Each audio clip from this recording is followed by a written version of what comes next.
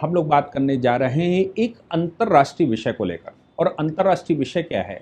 Actually Mallikarjun खड़गे ने कुछ प्रश्न उठा दिए हैं और सरकार के ऊपर प्रश्न उठाए हैं। भारत सरकार का मिलान 26 नाम का जो युद्ध अभ्यास चल रहा था, उस युद्ध अभ्यास पर प्रश्न उठा दिए हैं। मल्लिकार्जुन खड़गे ने सरकार को लेकर ये कहा कि सरकार की नीति फेल हो गई है।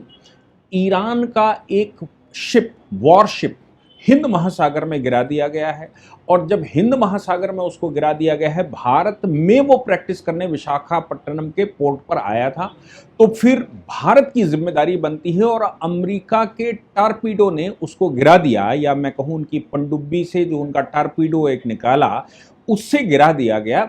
ये बात अल जजीरा, जो बात मल्लिकार्जुन खड़गे कह रहे हैं, पूरे विश्व के किसी न्यूज़पेपर ने नहीं कहा, लेकिन जहां तक मैं मानता हूं केवल अल जजीरा ने इस प्रकार के प्रश्न उठाए हैं। और अल जजीरा हम जानते ही हैं कि वो शिया और सुन्नी नहीं, वो मुस्लिम पक्ष रखता है और अल जजीरा का मानना यह है कि वो मुसलमानों के लिए है। तो जहां कहीं भी विश्व में कोई भी कुछ हो रहा, मुस्लिम के ऊपर अगर कुछ होगा तो अल जजीरा जरूर निश्चित तौर से दूसरे पक्ष की कमियां निकालता है।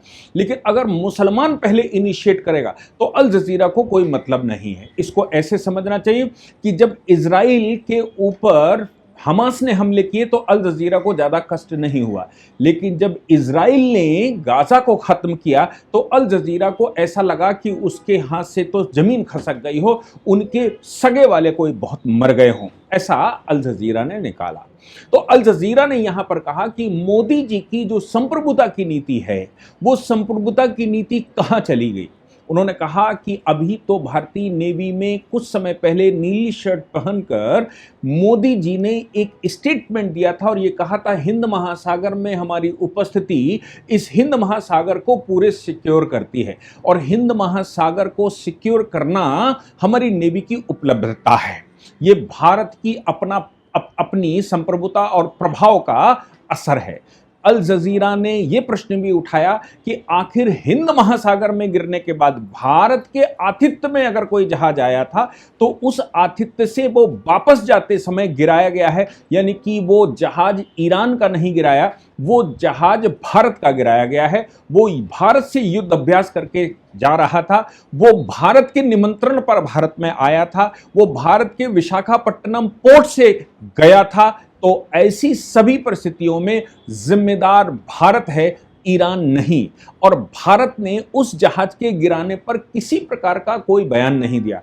अल जजीरा ने यह भी कहा कि ईरान के खमेनी की मृत्यु होने के बाद, अयातुल्ला खमेनी की मृत्यु के बाद भारत ने शोक भी जाहिर नहीं किया, जबकि भारत के तो ईरान से विशेष संबंध हैं।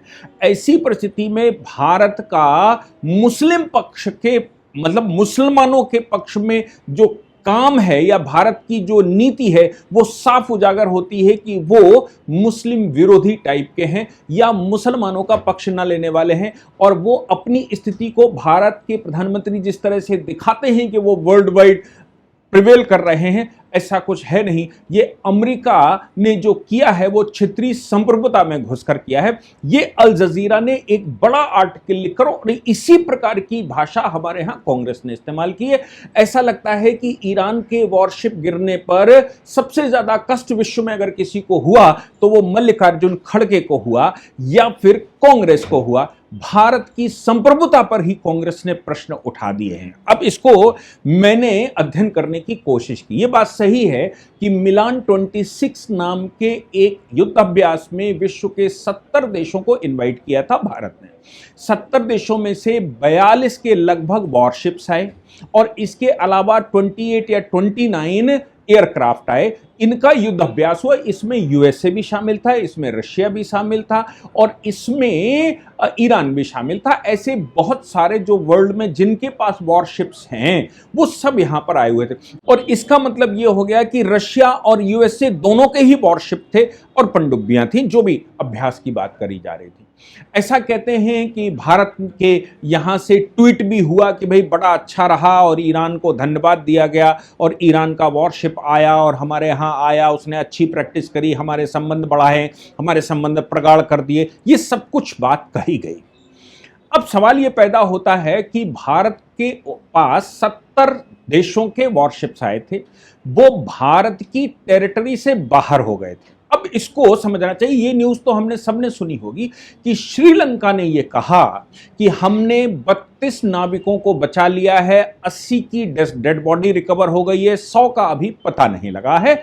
वो वॉरशिप जैसे ही टॉर्पिडो उस पर लगा था, जैसे ही उसको डुबाया गया था, वैसे ही श्रीलंका की नौसेना एक्टिव हो गई थी और उन्होंने उनको बचाया। ये बात हमने सुनी।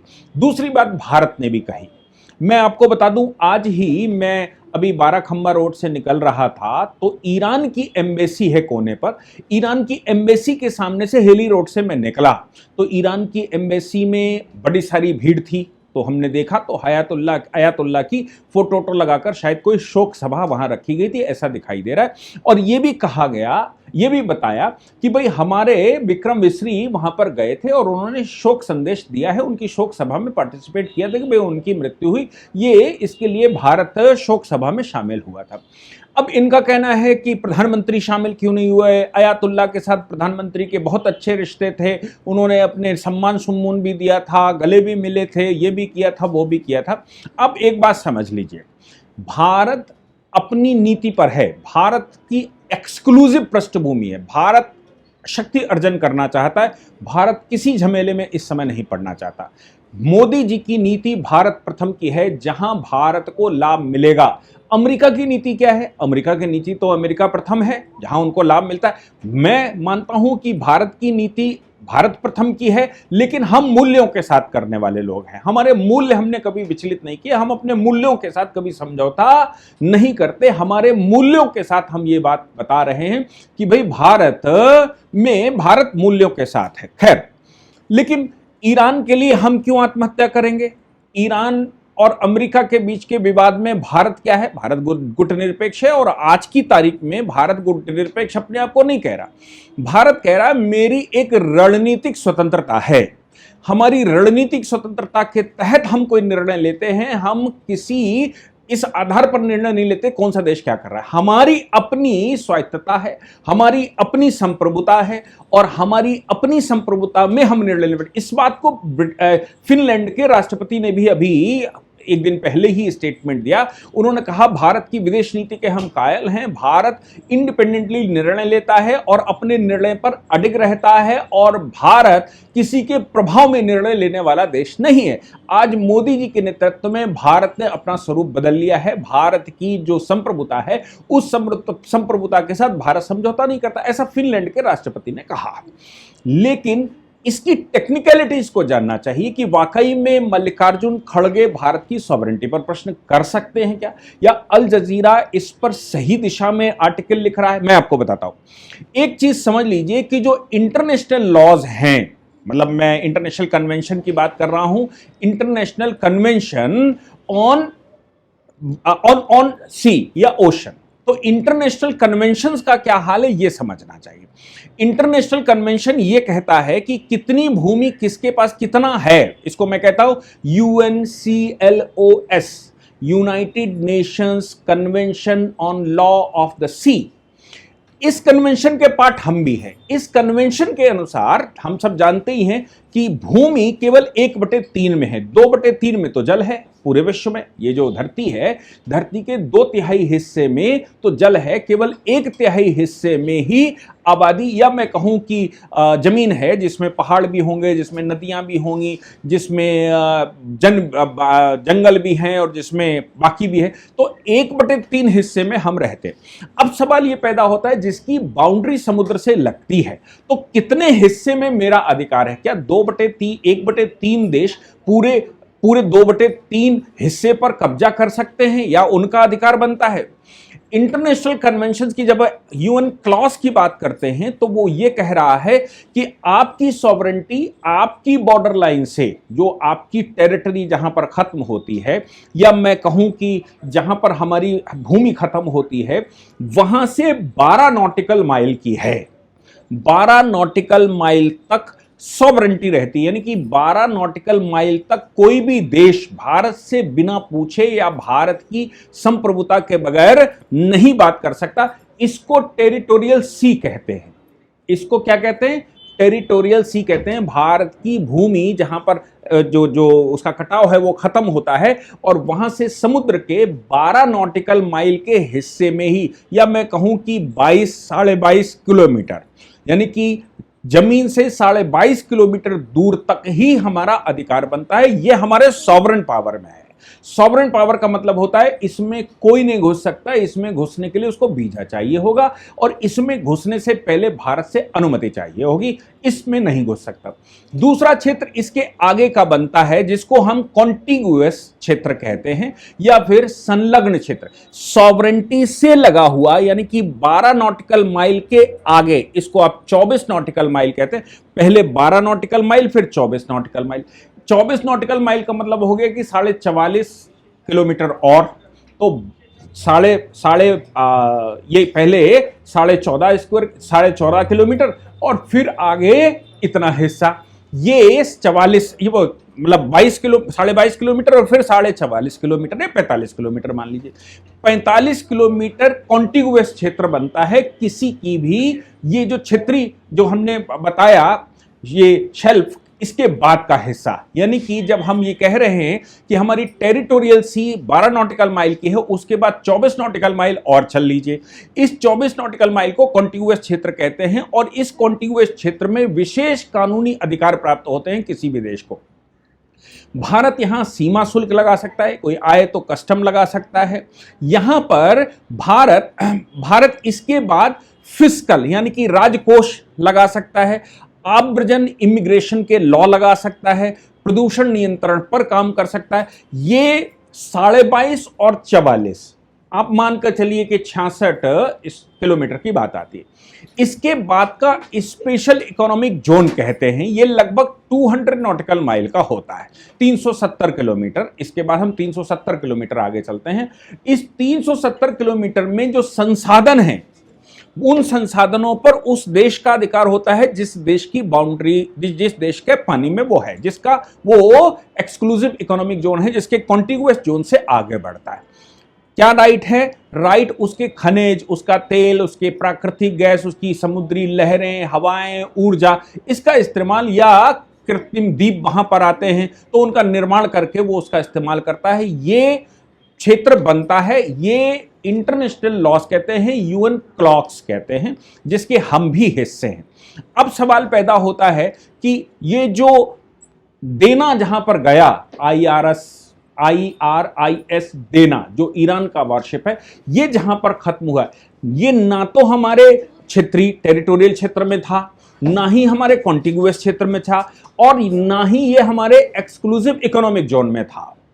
ये उसके पार निकल चुका था, यानी कि भारत को जहां तक पावर है उसके पार जा चुका था। उसके पार जाकर समुद्र, ये श्रीलंका की सीमा में था। श्रीलंका से लगभग 45 किलोमीटर की दूरी या 45 नॉटिकल माइल की दूरी, ऐसा कहा गया, यानी कि श्रीलंका के कॉन्टिग्यूअस क्षेत्र में था, उनके स्पेशल इकोनॉमिक जोन में भी नहीं, कॉन्टिग्यूअस क्षेत्र में था। उनकी सॉवरेंटी 12 नॉटिकल माइल में लगती है, यानी कि 22 किलोमीटर, ये 45 किलोमीटर का मामला है, यानी कि उनकी कॉन्टिग्यूअस क्षेत्र में लगता है। कॉन्टिग्यूअस क्षेत्र में भी मतलब श्रीलंका की जिम्मेदारी बनती है, लेकिन भारत की यहां पर कोई जिम्मेदारी नहीं बनती।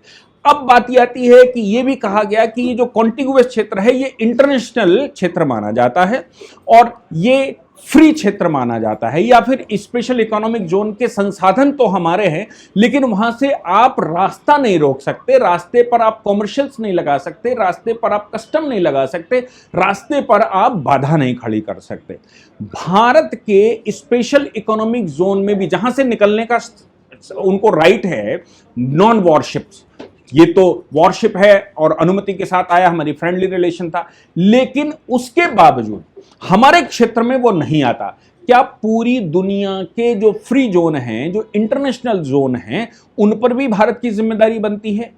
अरे भाई, भारत में वो आया, युद्ध उनके यहां कई दिन से चल रहा है, भारत के क्षेत्र से वो निकल चुका था, भारत के तीनों क्षेत्रों से, या मैं कहूं 450 स्क्वायर किलोमीटर, 450 किलोमीटर लगभग वो पार कर चुका था। जब वो 450 किलोमीटर पार कर चुका है, हमारे क्षेत्र में नहीं आता, तो मल्लिकार्जुन खड़गे किस आधार पर कहते हैं कि भारत के सॉवरेन क्षेत्र में आ? क्या मल्लिकार्जुन खड़गे जी को अंतर्राष्ट्रीय नियमों का एहसास नहीं है? क्या उनको समुद्र के क्षेत्रों का एहसास नहीं है? या अल जजीरा जबरदस्ती भारत के लिए ऐसा कह रहा है? अगर ट्रंप ने ऐसा कर दिया और ये मल्लिकार्जुन खड़गे और बाकी लोग भी कह रहे हैं ट्रंप ने ऐसा कर दिया और ये इसलिए भारत की चुप्पी नहीं निकल रही। अरे भाई, भारत उसके लिए जिम्मेदार ही नहीं है, भारत के क्षेत्र में नहीं है, भारत के कॉन्टिग्यूअस क्षेत्र में नहीं है, भारत के स्पेशल इकोनॉमिक जोन में भी नहीं आता, अंतरराष्ट्रीय बॉर्डर पर अंतरराष्ट्रीय सी एरिया में है, उससे हमारा कोई लेना देना नहीं होता। अब सवाल जो नया किया गया, जिसकी चिंता होनी चाहिए, वो ये होनी चाहिए कि हिंद महासागर, क्योंकि मल्लिकार्जुन खड़गे ने कहा क्या भारत से बात हुई थी, क्या भारत से बात करके वो किया गया था? अगर भारत से बात हुई है और भारत की संप्रभुता सुरक्षित है, अमेरिका की बात भारत से हुई है, तो फिर ईरान के प्रति भारत ने अपना रुख साफ कर दिया है कि वो अमेरिका के साथ खड़ा है और ईरान के विरुद्ध खड़ा है। यानी कि मुस्लिम वोट का तुष्टीकरण का दांव मल्लिकार्जुन खड़गे ने इस वॉर की सिचुएशन में, ये संकटकाली सिचुएशन में भी नहीं छोड़ा। मल्लिकार्जुन खड़गे इस पर एम्फेसाइज कर रहे हैं कि या तो ईरान के पक्ष में हो या अमेरिका के पक्ष में हो, और इसलिए भारत सरकार से कह रहे हैं कि आपको स्टेटमेंट देना चाहिए। भारत सरकार का अपना रुख बिल्कुल दूसरे दिन उन्होंने क्लियर कर दिया कि भाई हमारे क्षेत्र में नहीं है। दूसरी बात यह है कि जब वो उस पर टॉर्पीडो लगा था, वो डूब रहा था, तभी भारत ने अपने बचाव दल वहां भेजने की कोशिश की। उससे पहले श्रीलंका के बचाव दल वहां पर जा चुके थे और वो काम कर चुके थे, क्योंकि उनके बहुत नजदीक था, हमारे बहुत दूर था। सीधा सा स्टेटमेंट दे दिया। इनका कहना है कि अमेरिका के ऊपर आपने क्यों नहीं कहा कि आप हिंद महासागर में घुस आए और मेरी अनुमति के बगैर? हिंद महासागर भी पूरा हमारा नहीं है भाई, और हिंद महासागर में जो एक्सक्लूसिव जोन है उसमें भी वो नहीं है, वो तो अंतरराष्ट्रीय सी एरिया में था। तो हमारी ना तो जिम्मेदारी है ना मेरा राइट बनता है। हां, ये जरूर प्रश्न है कि हिंद महासागर में कोई पनडुब्बी हिंद महासागर के क्षेत्र से बात किए बगैर, हिंद महासागर के कंट्रियों से बात किए बगैर कोई पनडुब्बी वहां विचरण कर रही है, कोई पनडुब्बी वहां निकल, चूंकि पनडुब्बियां तो हमारे पास टेक्नोलॉजी पता नहीं है कि नहीं है, पनडुब्बियां अंदर अंदर चलती हैं। और ग्रीनलैंड को लेकर अमेरिका की यह चिंता है, अमेरिका की यह चिंता है कि रशियन पनडुब्बियां ग्रीनलैंड से होते हुए अमेरिका पर हमला कर देंगी और पनडुब्बियों को पकड़ा नहीं जा सकता। तो फिर पनडुब्बी अमेरिका की यहां पर है, ये बात चिंता करने की है, विश्व को चिंता करने की है कि आखिर अमेरिका की पनडुब्बी हिंद महासागर, भले मेरे क्षेत्र में ना हो, हिंद महासागर में अंतरराष्ट्रीय क्षेत्र में कैसे आई, कौन से रूट से आई होगी। लेकिन यह बात भी है कि अंतरराष्ट्रीय सी एरिया है, वहां पर वो विचरण कर सकते हैं, इस पर कोई रोक नहीं लगा सकता विश्व का। हमारी पनडुब्बियां हो तो हम भी घूम सकते हैं, और किसी की भी पनडुब्बी उस क्षेत्र से घूमना चाहे तो वो घूम सकते हैं। और उनके सामने ये ईरान का शिप आया, उन्होंने उसको उड़ा दिया, हमारे क्षेत्र से नहीं है। भारत की इस विषय पर कोई जिम्मेदारी नहीं बनती, कोई जवाबदेही नहीं बनती। अब जहां तक बात आती है कि आयतुल्ला को आपने श्रद्धांजलि क्यों नहीं दी, विक्रम मिस्री वहां पर गए थे, उन्होंने श्रद्धांजलि दी। आप कहते हो कि प्रधानमंत्री श्रद्धांजलि दे जाके, आप कहते हो कि विदेश मंत्री श्रद्धांजलि दे जाके, आप कहते हो कि होम मिनिस्टर श्रद्धांजलि दे जाके। भाई उनकी लड़ाई हो रही है, वो अपने यहां महिलाओं के ऊपर अत्याचार कर रहे हैं, वो अपने यहां ऊधम मचाए हुए हैं, इस्लामिक कानूनों को इस आधार पर लागू की कि वहां की जनता खुशियां मना रही है, वहां की महिलाएं नाच रही हैं, उनकी खुमैनी की फोटो लगाकर उस पर जूता चप्पल की मालाएं पहना रही हैं, वो खुश हैं। यहां ये आत्महत्या कर रहे हैं, यहां इनको इतना कष्ट है। क्यों है भाई? क्योंकि तुष्टीकरण की नीति 1947 से पहले से चल रही है। कांग्रेस ने 1919-20 में ही खिलाफत आंदोलन छेड़ दिया था। किस बात का खिलाफत? खिलाफत इस बात का कि टर्की के खलीफा को अंग्रेजों ने खलीफा मानने से मना कर दिया था। अंग्रेजों ने यह कह दिया था कि हम खलीफा को खलीफा नहीं मानते, कोई खलीफा नहीं, हम सबसे बड़े खलीफा है। आपके यहां ये भारत में गांव देहात में ही चलता है, तो बहुत बड़ा खलीफा हो क्या? या तुम खलीफा बन के क्यों चले? खलीफा का मतलब है कि खलीफा सबके बीच में उंगली करेगा। अंग्रेजों ने कहा खलीफा नाम की कोई चीज हमारे लिए नहीं है। बाद में कमाल पाशा जो अंतिम खलीफा के बंदे हुए, उन्होंने भी कहा खिलाफत को खत्म करते हैं। खुद ही उन्होंने, कमाल पाशा ने कहा कि हम खिलाफत को खत्म करते हैं। उसके लिए उसको खिलाफत को, यानी कि खलीफा को दोबारा स्थापित करने के लिए आजादी के समय हम लड़ अंग्रेजों से रहे थे, और हम भारत में खिलाफत आंदोलन छेड़ रहे थे। इस खिलाफत आंदोलन में ही ये चौरा चौरी के कांड हो गए थे। मुसलमानों ने जिंदा महिलाओं बच्चों को जलाना शुरू कर दिया था क्योंकि उनको खलीफा चाहिए था और कांग्रेस नेतृत्व कर रही थी। और जब उन्होंने जलाना शुरू कर दिया, गांधी जी को समझ आ गया कि भाई ये मानेंगे नहीं, ये तो इस्लाम के नाम से सब कर रहे हैं, तो गांधी जी ने खिलाफत आंदोलन वापस ले लिया था। ये जब गांधी जी ने खिलाफत आंदोलन वापस ले लिया तब भी लोग नाराज हो गए थे। और उसी समय खिलाफत आंदोलन वापस लेने के बाद पंडित जवाहरलाल नेहरू के पिता मोतीलाल नेहरू ने एक स्वराज पार्टी बनाई थी और स्वराज पार्टी कांग्रेस के अगेंस्ट में बनाई थी क्योंकि कांग्रेस ने वो आंदोलन वापस क्यों ले लिया था?